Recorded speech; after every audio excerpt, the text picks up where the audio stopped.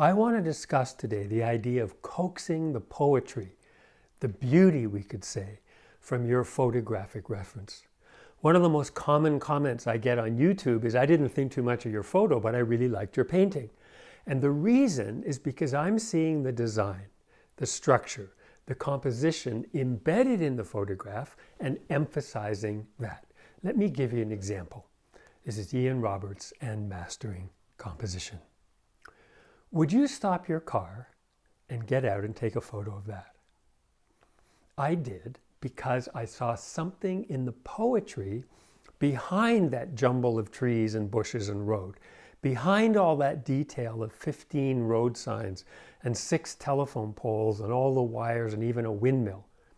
The tendency when using photographs is just to keep adding stuff, hoping that if I keep adding it up, it'll end up being a good painting. And I'd say it's a very low percentage chance for success. Rather, you need to see what's beneath all that stuff. And what caught my attention and why I stopped the car is I saw this. This structure of 3 or 4 value shapes. I saw its potential. And then I drew it because nothing really helps to clarify this process more than drawing it. The German writer Goethe said, "I have not seen what I have not drawn." And it's so true. But with that insight, you can see the poetry of the scene. Focus on that, and it becomes the focus of the painting with everything else stripped away. The poetry is in the structure and simplicity of those few shapes. I focus on the composition because it's foundational. Robert Henry in The Art Spirit says, all good art is composition. It is what you build the painting on.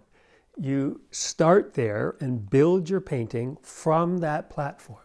And this is not new. I mean, Renaissance artists drew figures before they painted them so that they could really understand the form before they painted it. It's time-honored. Drawing is a means to understand how you're going to compose your painting. I'll show you a few more examples so you can see the idea more clearly. Now, you might look at this and think, it doesn't look too promising, not much going on. And again, I'm seeing the potential here because I'm thinking of it in terms of 3 or 4 main value masses. And the sketch helps clarify that for me. And a painting would look something like this. And like you think, okay, that's okay. But that foundation of those 3 or 4 shapes give you the platform, an anchor to play with that structure. And you can improvise off that simple structure the way a jazz musician improvises off a standard. The jazz composer and trumpeter Branford Marsalis says, there is no freedom in freedom, man, there is only freedom in structure. And so here's another. Now that might not attract you to paint it, but notice this. I'm using Procreate here to show you how I'm seeing it, how I'm simplifying it sort of visually or mentally. But here's the compositional structure I'm seeing and how the image engages both the horizontal and vertical of the canvas. I did a quick sketch, and if you're really seeing it, the drawings don't need to be that finished, but they can serve a central role to help clarify the placement of the big value shapes. And here's the block-in. The painting's 30 by 36 inches. The block-in took maybe 30, 40 minutes. And that's the simple structure. And then there's the finished painting. And so here's another one. Structurally big, simple, dark shapes contrasting with smaller, more complex lit shapes. The drawing helped me to experiment with the cropping, the placement, and what I'd emphasize and what I'd eliminate before committing brush to canvas. And then there's the finished painting, 48 by 72 inches. Again, the drawing clarifies that for me, helps me see the potential, the poetry, what I might be able to extract when I paint it. Now that drawing doesn't guarantee the painting's going to work out. There's still lots of improvisation and decisions you have to make when you paint, but you've got clarity and a roadmap of where you're going before you start. So your chances of success soar. I'll show you one more.